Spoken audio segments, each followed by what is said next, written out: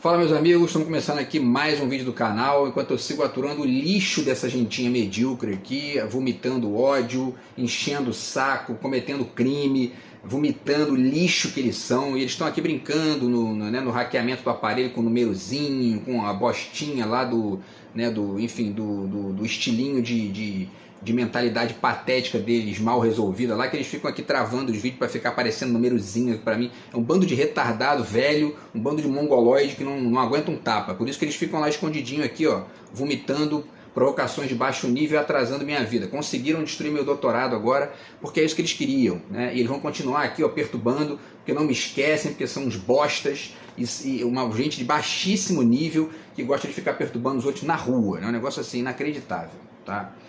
Enfim, no vídeo de hoje eu vou trazer para vocês aqui uma lista com 7 livros que ajudam a entender o Bolsonaro a partir de conceitos e ideias não muito discutidas, tá? Salvo 2 aqui que são que discutem ideias mais óbvias, mais aqui, enfim, mais comuns aí no debate público, no noticiário, etc e tal, mas os outros 5, esses 5 livros discutem ideias que geralmente não são associadas ao Bolsonaro, ao bolsonarismo e tal, e essa direita, essa neodireita atual, que já é uma mistura aí entre os neoliberais e os conservadores autoritários.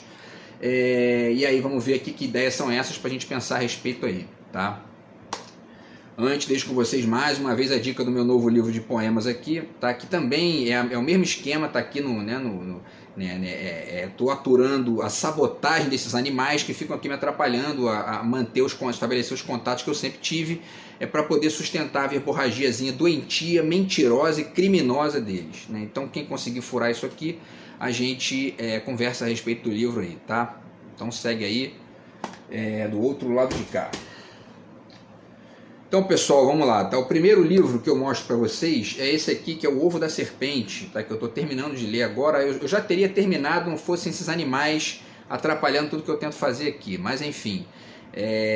O Ovo da Serpente, esse livro aqui da Consuelo Diegues, eu já fiz inclusive 2 vídeos aqui usando algumas revelações que ela traz, algumas pesquisas interessantes que ela fez também, para poder desenhar aí enfim, né, aquele roteiro que foi aos pouquinhos levando o Bolsonaro ao poder, tá? E ela está usando essa metáfora do Ovo da Serpente, que tem a ver com o filme, né, do Ingmar Bergman. A gente já falou também disso aqui em outros vídeos do canal. É um grande filme, o Bergman é um dos cineastas mais brilhantes aí da história, tá? E aqui vocês veem, né, que a nova direita e o bolsonarismo, seus bastidores, personagens e a chegada ao poder. Eu inclusive nem diria que é uma nova direita, né? Na verdade seria uma neodireita, mas no sentido de que ela é apenas a mescla, né, entre 2 tipos que já existiam antes, né? A mescla no sentido talvez aí de algo que fica mais evidente, né? Que antes a gente ainda entendia, né, de uma forma assim destacada, né? Porque havia uma diferença, por exemplo, muito evidente entre o Fernando Henrique Cardoso e o Bispo Macedo, né, e o Silas Malafaia, né, que o Silas Malafaia especialmente, nessa figura histérica que grita e que quer acabar com todo tipo de comportamento que não seja moral cristã, é o conservador de direita, e o Fernando Henrique é aquele estilinho mais, né, light, debochado, mais, né, enfim, blasé, como se diz, né, que no final das contas todos eles, se começa uma ditadura, eles apoiam, porque é isso aí, né? O importante é manter a grana deles no bolso lá e a estruturinha da desigualdade econômica do país, enfim, a todo vapor, né? Então, enfim, essas 2 vertentes, né, os conservadores e os neoliberais, hoje estão assim, abertamente conectados. Basta pensar aí no perfil do governo Bolsonaro, né? Enfim, o Bolsonaro com seu autoritarismo de milico, né, a sua estupidez, né, e, enfim, e tudo mais que a gente já sabe, violência e tal, defesa de arma e etc e tal, defesa de torturador, defesa de ditadura militar, defesa do Stroessner, do Pinochet, blá blá blá. E o Paulo Guedes, que é essa figurinha aí, que é esse, enfim, né, esse braço do mercado financeiro no governo Bolsonaro, que na verdade é o neoliberalzinho ali para poder fazer, na verdade para poder usar o Bolsonaro, né, como marionete dos ricos que continuam ganhando dinheiro, enquanto o Bolsonaro está fazendo papel de babaca ali, né, enfim, tentando desenhar, né, uma visão de país que ele não tem a menor noção, porque essa é a direita brasileira, mesmo Paulo Guedes não tem, né? Porém é um malandrinho, né? O Paulo Guedes é mais malandro do que o Bolsonaro. O Bolsonaro é um idiota útil, né, para os riquinhos do país, e ao mesmo tempo ele também reflete essa perspectiva moralista, né, que é via neopentecostalismo, o próprio cristianismo tradicional, porque eu mesmo vi na época da campanha lá muitos cristãos apoiando o Bolsonaro, na época da campanha de 2018, né, de católicos, né, muitos católicos apoiando o Bolsonaro pela via, inclusive, do Olavo de Carvalho, né, que fazia ali conexões dessa perspectiva bolsonarista com o cristianismo, e aí isso enganou muitos cristãos e engana até hoje, né? Ou até, não é nem o caso de enganar, né? Muitos se identificam de fato com isso aí, né? Porque também existe essa questão, né, do cristianismo, né? Enfim, eu fiz vídeo aqui sobre isso, Bolsonaro é cristão, não é? E porque fica parecendo que o cristianismo é sempre aquela coisa do amor ao próximo e tal, e a parte autoritária do cristianismo, violenta, que a gente conhece aí da história da Idade Média, etc e tal, essa gente parece ignorar isso, né? Então, enfim, mas a Consuelo Diegues vai falar de uma série de coisas ligadas a isso aqui, tá?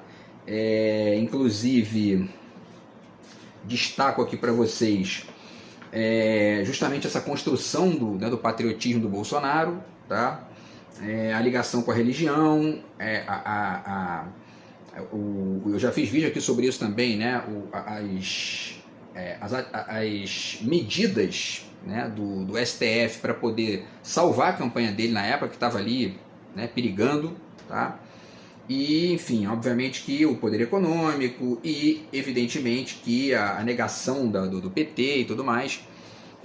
Negação essa que é uma parte importantíssima também, tá? E que eu vou falar um pouquinho também daqui a pouco. Bom, enfim, e tudo isso aí tá, a conexão com o agronegócio, radicalmente conservador ele também, e com uma visão de país, né, quase nula, é uma gente que só pensa no próprio bolso e dane-se o resto, né? Então, enfim, a Consuelo Diegues fala muito disso aqui, tá? Então, esse é o primeiro livro aí de hoje para vocês, para ajudar a conhecer melhor aqui o bolsonarismo, tá? O segundo livro é esse da Lúcia Santaella, A Pós-Verdade é Verdadeira ou Falsa? Tá? E essa discussão também, né, das fake news, das bolhas de WhatsApp e da tal pós-verdade.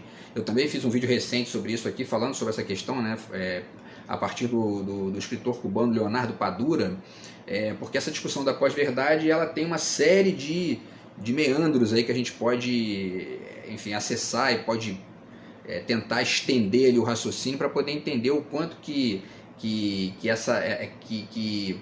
a forma, né, como o bolsonarismo vestiu isso aí e começou a colocar em prática, tá? Nessas campanhas aí de bolhas mesmo, de WhatsApp e tudo mais, tá? Então, enfim, a Lúcia Santaella fala isso, porque essa pós-verdade aí, numa reflexão assim bem curta, essa pós-verdade é justamente e aí cabe um detalhe, inclusive, interessante aqui, que eu adoraria discutir no doutorado, mas não vou poder porque esses animais já destruíram. Mas a própria conexão da produção dessa propaganda política subterrânea, né, com a arte. A arte no caso do bolsonarismo e da direita brasileira, dessa neodireita, tem servido justamente para poder, enfim, produzir crime, produzir... enfim, né, estupidificação das pessoas, é um negócio assim, né, o que a gente viu aí nos últimos anos é um negócio inacreditável. Essas pessoas, a partir de fake news, de WhatsApp, elas vão lá rezar para pneu, pedir ajuda para extraterrestre, dizer que a Terra é plana, passar cloroquina para acreditar em cloroquina para Covid, né, é um negócio assim. A gente está vendo, né, o emburrecimento de uma parcela da população a partir dessa lógicazinha aqui de fake news, bolha e pós-verdade, tá? Então isso também explica bem aí o que é o Bolsonaro. E parêntese aqui, segundo parêntese, né, nessa questão, eu comecei a escrever um livro aqui para tentar desenvolver essas ideias aqui, deixar pelo menos o registro do livro para gerar até debate, mas com esses animais cometendo crime contra a minha vida privada aqui fica impossível fazer qualquer coisa, né? E aí o projeto está parado, vamos ver se um dia eu consigo terminar isso, né? Então a Lúcia Santaella é o segundo livro aqui, tá, que eu apresento para vocês. O terceiro livro, tá? E aí começa aqui a lista dos 5 livros que não são, né, não são comuns são temas que não são exatamente tão comuns, ou abordagens que não são tão comuns, de temas que estão conectados com a ascensão do bolsonarismo. Esse livro aqui, do Anthony Giddens, tá? O Mundo em Descontrole, o que a globalização está fazendo de nós. Ele faz uma reflexão aqui sobre a globalização e também uma reflexão sobre a tradição. E o quanto que a globalização está desmembrando as tradições e ao mesmo tempo está colocando em jogo o caráter mestiço e não exatamente original, né, de uma série de tradições que antigamente se acreditava que eram, tá? É o capítulo 3, inclusive, da página 47, tradição. E isso, por que eu estou trazendo esse tema aqui? Porque o Bolsonaro, né, e o bolsonarismo de maneira geral representam o conservadorismo brasileiro. Tá? Então é interessante pensar o papel dessa defesa da família tradicional, dos valores tradicionais e dessa coisa de Deus, pátria, família, né, que é a estupidez do bolsonarismo, mas uma estupidez que tem conexão com uma demanda de uma quantidade grande de pessoas no Brasil. E quando eu digo estupidez, né, vale fazer também esse parêntese aqui, eu não estou dizendo que é uma estupidez o comportamento em si, né? Porque na sua vida privada cada um tem direito de fazer o que quiser ali, né? Se o cara quer ser conservador, beleza, quer ser, enfim, né, quer ser pela família tradicional, beleza também. A questão, a estupidez disso é a defesa disso como política de Estado, como projeto político, né?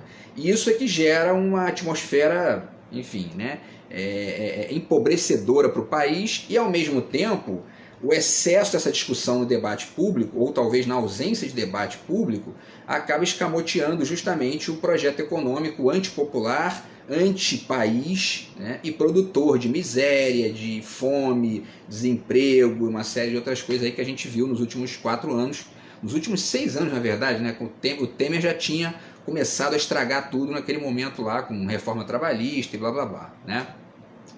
Então, enfim, importante aí, tá? Porque pensar essa ideia de tradição, inclusive da forma como o Anthony Giddens pondera aqui nesse trabalho enfim, desenvolve aqui também, ajuda bastante a entender a fragilidade dessa posição do bolsonarismo em conexão com o Estado, especialmente, tá? Porque, repito, na vida privada de cada um, isso é problema de cada um, né? Você pode, no máximo ali, enfim, desenhar uma opinião contrária, apresentar ali um contradito, blá blá blá, mas você, né, não pode ficar impondo nada para as pessoas na vida privada, porque senão você vira um autoritáriozinho de 5ª categoria, como são esses animais que estão aqui vomitando lixo na minha vida há 10 anos, tá?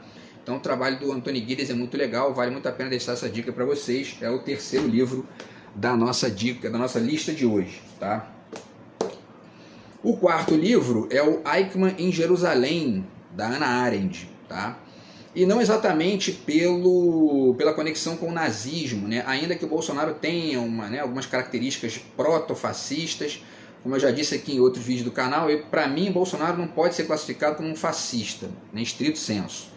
Ele tem ali uma certa veia autoritária, tem, né, é um sujeito violento, é um sujeito idiota e tudo mais, mas o patriotismo do Bolsonaro é falso, é estúpido, ele mesmo não sabe disso, né? É sem nenhuma autorreflexão e, para além disso, como eu já falei aqui, né, o Mussolini, o Hitler jamais teriam um Paulo Guedes no seu Ministério da Economia, o Ministério Fundamental ali, né? Um entreguista que, né, enfim, tá? Então, quer dizer, mas não tá nem aí a conexão desse livro aqui da Hannah Arendt com o Bolsonaro e o bolsonarismo, né? A conexão desse livro tem a ver justamente com a ideia de banalidade do mal que ela traz aqui, mas ligado a um contexto bem específico, né, que é justamente uma certa moral do trabalho, que eu já discuti isso aqui em outros vídeos também, e que, ao que parece, na maioria dos casos, para as pessoas que acreditam no Bolsonaro e na direita brasileira, justificariam, né, enfim, qualquer coisa, né? O sujeito diz, o trabalho, né, o trabalhador, né, o cara está trabalhando e aí vem o outro lá e tal. Então, quer dizer, isso por que eu estou dizendo isso? Porque essa moral do trabalho, ela reduz a questão e, ao mesmo tempo, ela cria uma lógica que impede de enxergar aprofundamentos. Por exemplo, no caso das políticas de segurança pública, né? A tendência dos bolsonaristas é defender uma violência policial imediatista. Por quê? Porque o cara que está sendo roubado, o cara que está sendo ali, né, prejudicado pelo ladrão, um trabalhador, e, enfim, o cara não pode ser prejudicado, tem que matar o bandido, tem que botar no presídio, tem que destruir, tem que ter violência, tem que matar o cara na prisão, e Dante Bolsonaro já disse isso. Por quê? Porque existe essa moralzinha do trabalho que na cabeça dessa gente justifica qualquer coisa. E, ao mesmo tempo, cria, né, essa moralzinha do trabalho tida como um parâmetro meio que protagonista da reflexão, quer dizer, né, não chega nem a ser reflexão, do pensamento sobre esse assunto, cria justamente esse simplismo aí que ajuda a ficar nessa lógica estúpida, que é a lógica de segurança pública no Brasil, que o sujeito vai lá, sobe a favela, mata um bandido e 2 trabalhadores, mas como é na favela, dane-se, e no dia seguinte tem outro bandido lá, não resolveu em nada o problema, né? Então, quer dizer, essa moralzinha do trabalho, ela é uma espécie de capa alienante que impede de enxergar a ausência de complexidade, a ausência de profundidade, a ausência de riqueza de projeto no bolsonarismo e na direita brasileira. Que é porque a direita brasileira, em geral, não é só o Bolsonaro, Paulo Guedes, os neoliberais, que são também autoritários em grande medida, a visão deles de Estado é polícia e exército, mais nada. O resto é o seguinte, vamos terceirizar, botar na mão aí do mercado, tal mercado, que ele resolve. E aí quando você vai ver o tal resolve, é criar, enfim, encarecer a vida das pessoas, criar desemprego, criar fome, volta da fome e uma série de outras coisas, tá? Então a leitura dessa ideia de banalidade do mal da Hannah Arendt ajuda a entender aí esse simplismo, que essa moralzinha do trabalho que a direita, de maneira muito cínica, defende, né? Porque também tem muitos aí, né? Tem as velhinhas de Copacabana vivem de pensão, não trabalham e estão ali, bolsonaristas, não trabalham, não sei o que, blá, blá, petista, tudo vagabundo, né?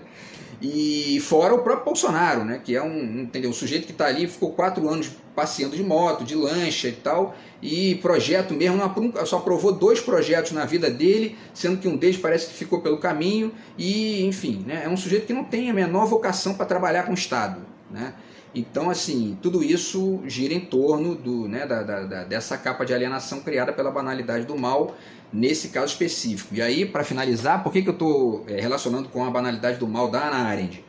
Porque ela pondera aqui, desenvolve a ideia de que a defesa do Eichmann, para dizer, né, eu estava lá, botei um monte de judeu nos trens lá para eles morrerem, para eles serem sufocados na câmara de gás, mas era meu trabalho, vou fazer o quê? Né? É a mesma coisa essa gente aí que fica dizendo que, né, tudo se justifica com o trabalho, né? Então, uma perspectiva inteligente de país e de, enfim, filosófica em relação ao que é o bolsonarismo tem que passar por isso aqui, tá? E aí, pessoal, faltam 3 livros aqui, tá? Esse aqui é o Crítica da Razão Cínica, do Peter Sloterdijk, tá? E aí, nesse caso aqui, por que essa ideia de razão cínica dele é interessante para pensar o bolsonarismo? Porque ela explica, né, ele demonstra aqui, né, a partir dessa ideia, que o cinismo é uma das características mais presentes no mundo recente, né, no mundo dos últimos 40 anos aí, né? E especialmente depois da globalização, que aqui acaba o fim ali acaba surgindo aí o fim das ideologias maiores, blá blá blá. Essa ideia que também é um pouco exagerada, né, porque isso acaba gerando também uma série de alienações, por exemplo, sobre a importância do Estado, né, porque esse papinho furado de fim das ideologias, né, vai ver como é que os Estados Unidos pensam o Estado deles lá, né? Enfim, 20 vezes maior do que o brasileiro, né? Ou 20 não, mas 12, acho que 12 vezes maior do que o brasileiro, e eles não acreditam muito nisso aí não, tá? Mas para além disso, isso aqui explica essa ideia da razão cínica do Sloterdijk, que a gente pode inclusive desenvolver mais aí em vídeos posteriores, enquanto esses animais não destroem tudo aqui, explica também justamente o patriotismo do Paraguai, do Bolsonaro, né? Que é uma faceta fundamental dessa história toda aí. Por quê? Porque esse patriotismo, que não é patriotismo do Bolsonaro, é cínico, é uma razão cínica, né? Nitidamente uma razão cínica, é um sujeito que se diz patriota, chega lá, destrói a economia do país para a maioria do povo, não tem projeto, foi o pior investimento público da história do Brasil, o pior investimento da Petrobras nos últimos 20 anos aí, né? entregou uma série de empresas públicas para estrangeiros, né? E ao mesmo tempo se diz patriota, eu sou patriota pela pátria, não sei o que, blá blá blá, né? Quer dizer, e no caso específico do Bolsonaro, talvez aí dessa galerinha que, né, que tá junto com ele aí, e que não são os, né, os Paulo Guedes da vida, etc e tal, talvez ele nem saiba disso, ele acha mesmo que é patriotismo vender a refinaria da Petrobras para os árabes pela metade do preço, né? Então, quer dizer, a razão cínica do Sloterdijk ajuda a entender também esse aspecto aqui muito importante para entender o que é o bolsonarismo, tá? O penúltimo livro é esse aqui, que é o Simulacros e Simulação, do Jean Baudrillard. Por que eu estou trazendo esse livro aqui depois do Sloterdijk? Porque ele o Baudrillard demonstra aqui um aprofundamento, uma radicalização, tá, dessa razão cínica que o Sloterdijk desenha ali. Olha que o livro é anterior ao livro do Sloterdijk, ou está na mesma época ali mais ou menos. Mas enfim, o fato é que eu falei aqui, né, recentemente sobre a questão do rosto, máscara, plástica, né? É mais ou menos a mesma coisa, né? O simulacro, né, o bolsonarismo como simulacro é isso, né? Quer dizer, é um rosto digamos, né, um rosto de ateu, com a cara do Papa Francisco plastificada ali e vomitando, né, que é cristão e blá blá blá, quando as atitudes são de ateu, né? Então, assim, isso muitas vezes, para quem não tem, né, esse traquejo com a filosofia, com a reflexão mais detalhada, com a atenção mais profunda ali a esses cenários, fica muitas vezes imperceptível. Aí o cara tá com a camisinha da CBF ali, entendeu? Dizendo que a família, blá blá blá, que é pátria e tudo mais, tá. E aí pronto, essa imagem superficial passa a valer como o todo que ele é, e as atitudes, né, tá todo mundo, toda essa gente aí fica ignorando, e muitos desses que ignoram são os que continuam a votar nessa gente por essa própria ignorância, né, desse aspecto aqui de simulacro do desenho da coisa lá, tá? Então eu acho que esse livro do Baudrillard ajuda muito a entender o que é o Bolsonaro, o que é o bolsonarismo, não só no seu aspecto de patriotismo do Paraguai, mas na sua ausência completa de vocação para poder gerir o Estado. E não só dele, da direita inteira no Brasil, né? A direita é isso aí, eles dizem que são pelo interesse privado, pelo mercado, e blá blá blá, e vão para o Estado. Aí o que acontece? Várias instâncias do Estado que funcionam para poder minimizar as desigualdades econômicas, para melhorar a economia do país, para melhorar a vida do povo, são distorcidas, desviadas por eles, porque não há essa vocação neles, né? E há que se entender aí porque... E para poder entender essa ausência de vocação, há que se perceber um aspecto aqui que está muito bem ponderado pelo Baudrillard, muito antes do Bolsonaro aparecer, né? E ele percebeu isso de maneira muito genial, muito brilhante, tá? E aí, pessoal, para finalizar, eu trago aqui o último livro, que é esse aqui, tá? O A Pátria em Chuteiras, do Nelson Rodrigues.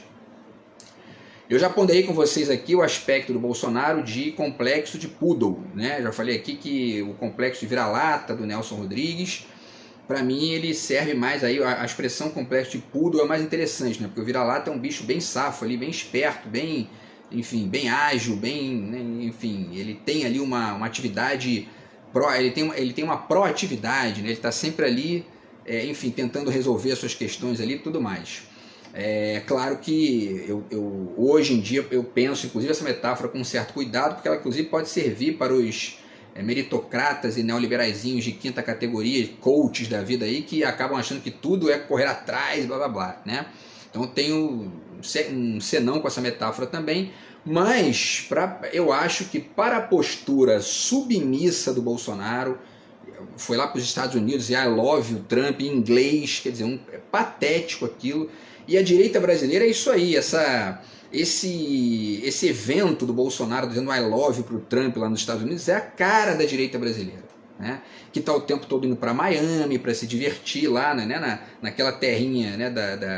dos Estados Unidos ali, que é uma espécie de cidade mercadoria, e enfim, toda, né, a subserviência, que muitas vezes é uma subserviência ressentida e violenta, como é o caso dessa gentalha que está me atacando aqui, e porque eles são submissos, mas querem parecer que não são, né? Então, enfim.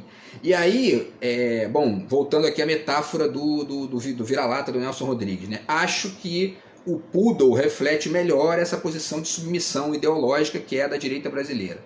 E para finalizar, por que eu trago esse livro aqui e não o livro A Pátria de Chuteiras, que é o livro de capa verde que tem lá, né, a crônica original do Complexo de Vira-Lata? Porque nesse livro aqui tem uma outra crônica cujo título está aqui na página 120, Voltamos a ser vira-latas. E é essa questão que o Bolsonaro, essa novidade, entre aspas, que o Bolsonaro trouxe para a gente. A volta do complexo de vira-lata, a volta do complexo de Poodle, né, que tinha acabado com, enfim, os governos do Lula e da Dilma. E quando eu estou dizendo isso aqui, basta você pegar, por exemplo, as reuniões que foram feitas nos mecanismos aqui da América do Sul, da América de maneira geral. Eu não lembro agora se é o Unasur, ou naquele momento que o pessoal estava tentando fazer a ALCA e tal, e o Lula discutindo ali, debatendo com o Bush de igual para igual e colocando, já foi o tempo que a gente abaixava a cabeça para vocês, tá? Agora tem que ser aqui, a discussão é essa, pá. Mesmo que isso, né, no futuro ali, né, nos momentos, nos anos seguintes, tenha gerado golpe, tenha gerado perda para o Brasil, essa é a postura que a gente tem que ter. Porque se você vai lá e abre as pernas para essa gente, né, para Estados Unidos, né, eles vêm com tudo e não querem nem saber. Tá? E a direita brasileira fica aqui de capachim, de marionete dessa gente, ganhando o seu cascalhinho e ao mesmo tempo, enfim, entregando tudo, destruindo a economia, etc. e tal. Então esse livro do Nelson é legal, tá, para refletir aí, tá, esse aspecto do bolsonarismo, que é o retorno do complexo de vira-lata, do complexo de Poodle, que o bolsonarismo e essa neodireita trouxeram aí para o Brasil. Tá bom? Então é isso, pessoal. Essas são as 7 dicas de hoje. Enquanto essa gentalha nojenta não destrói tudo, eu vou fazendo aqui os vídeos, tá? E a gente se fala no vídeo de amanhã. Grande abraço aí, tamo junto. Fui.